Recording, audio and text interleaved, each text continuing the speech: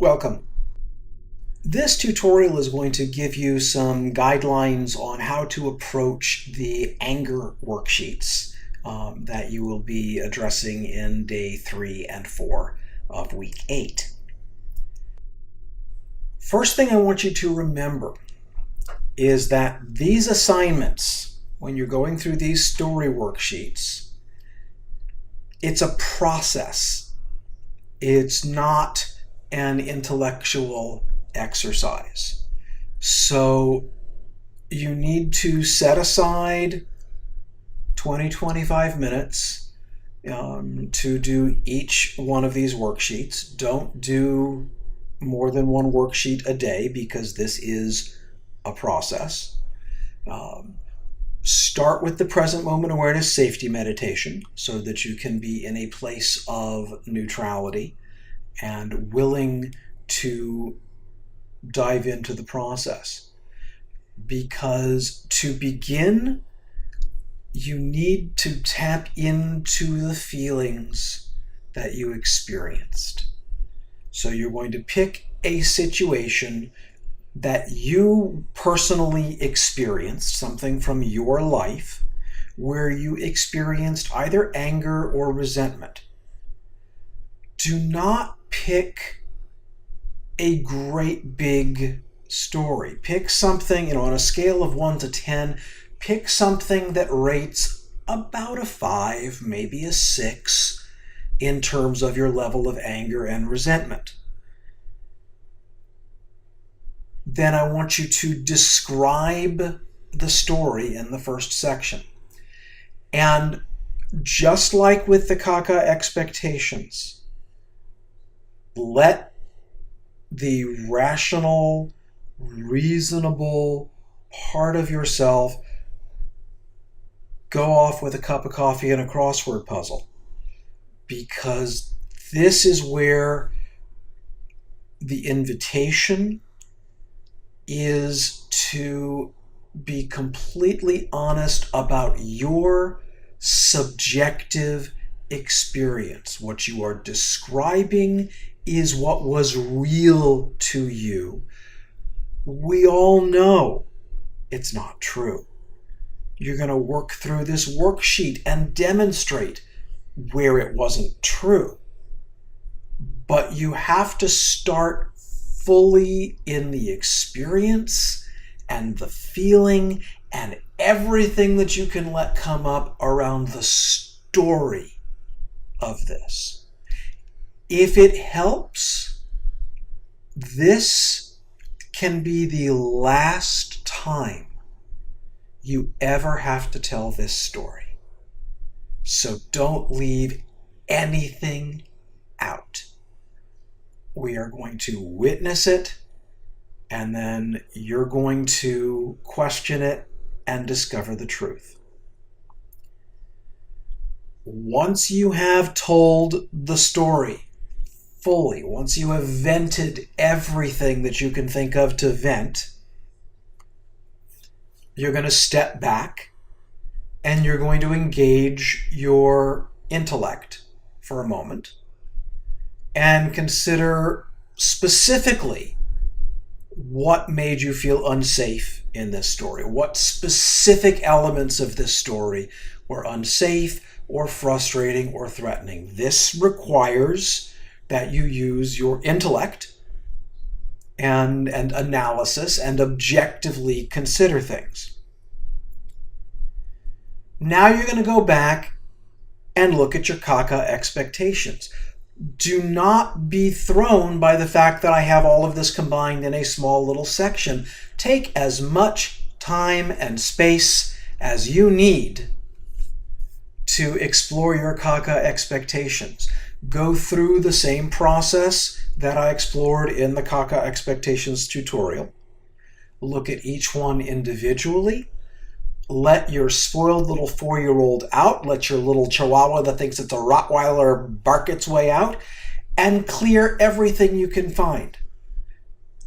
Remember, now especially when we're dealing with a story that specifically relates to an experience of anger, the Kaka expectations may really be tangential to the story. So don't worry about trying to tie these specifically to the story itself. This really is stuff that is peripheral to the story, but it's contributing a tremendous amount to the anger and frustration and resentment you're experiencing. So we're going to clear that here by becoming conscious of that, and ideally getting to the point where you can laugh at some of it. And that will give you an opportunity to become a little more neutral to this story, which will make it easier for you to continue questioning it. This next segment, what other expectations did you have in the situation that were not met? That question is all about the story itself.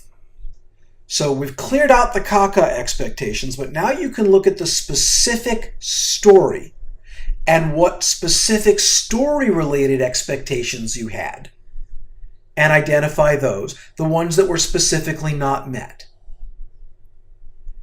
And then in the next question, dive back in, let your spoiled little angry, petulant 4-year-old answer, and tell what should have happened. If the universe worked the way the universe was supposed to work, where everything is designed for your pleasure and your convenience, and everybody does whatever the hell you want because you are the most important person in the universe, how would this have unfolded? This next question is a little bit misleading. Why weren't your expectations met?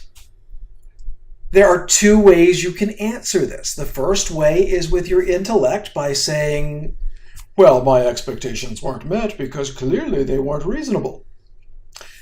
That's not what this question is intended for. This question is intended to be answered again by your 4-year-old. So why weren't your expectations met? This is where you dive into everybody else's business. This is where you uncover your stories and judgments about other people's motivation, other people's level of competence or education.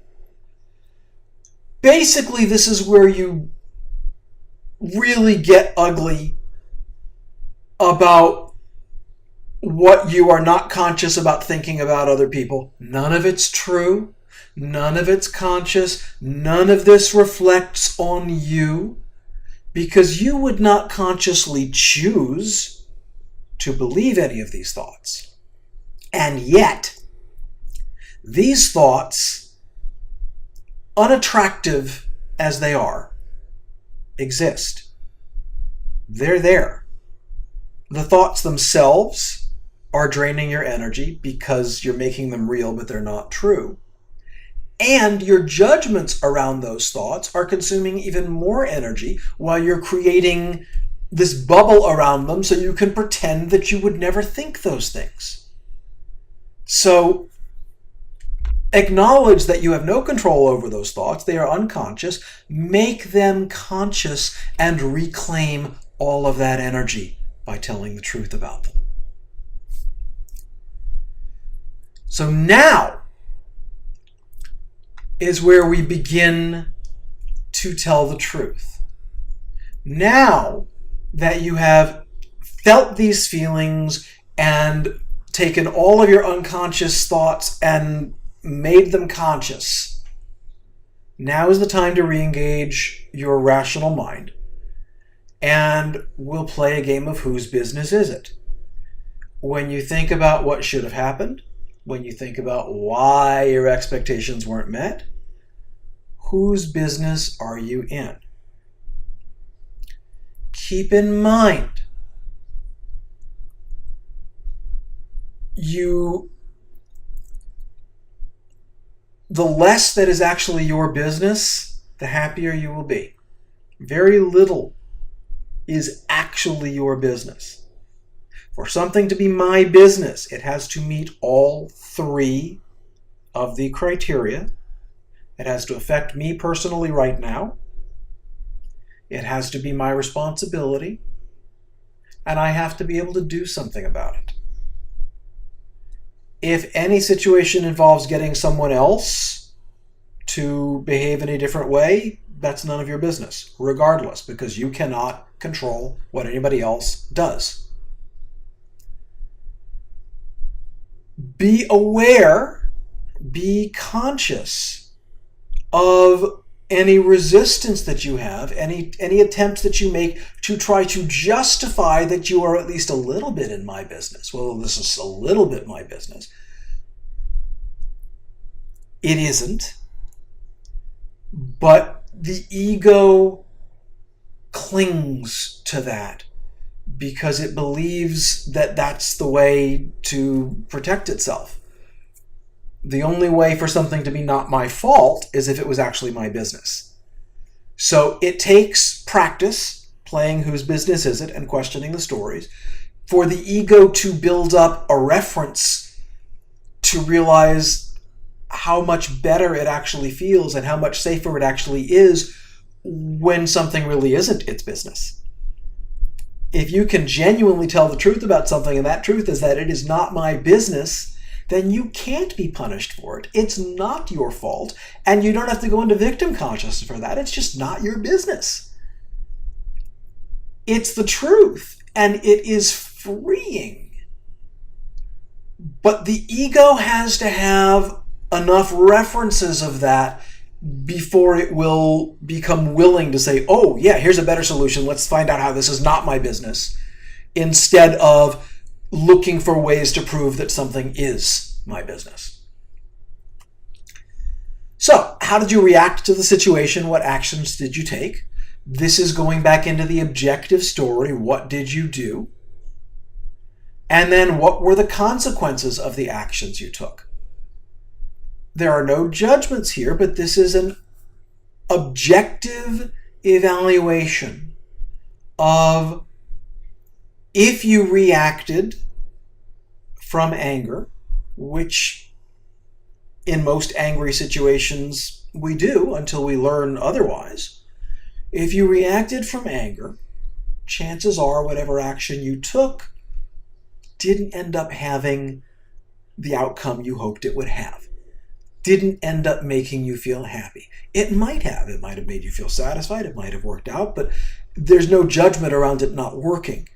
But this is about becoming more conscious of, here's an example of behavior that of an action that I took that was probably coming from victim consciousness, and let me look at what the objective consequences were, and did it make me happy? Now we're going to go back objectively and review all of your expectations. We've cleared a lot by this point, but I want you to go back and consider your expectations and see if you think any of those expectations were in fact reasonable. It is possible for some of your specific story-related expectations. The Kaka expectations are never reasonable. But it is possible that some of the expectations in the actual objective story are, in fact, reasonable. But fewer of those expectations are reasonable than you might think. So go back and reevaluate that. Now consider the expectations that you had that came from being in someone else's business. And this again is a bit of a process. Are you willing to adjust those expectations? Are you willing to let go of every part of the story that really isn't your business and adjust your expectations so that your expectations about what was supposed to happen are now all within your business? No is an acceptable answer. But if you're really feeling no, I invite you to go back and do the present moment awareness safety meditation. And then review your answers and ask the question again. If you still get no, fine. Don't worry about it. But ultimately, when you feel safe enough, when you clear enough around these stories, you'll be a little more willing to adjust your expectations. And then if you do adjust those expectations, be very specific about what those expectations now are. If you encountered this same situation today, knowing what you now know, having cleared what you have now cleared, what might your new expectations be?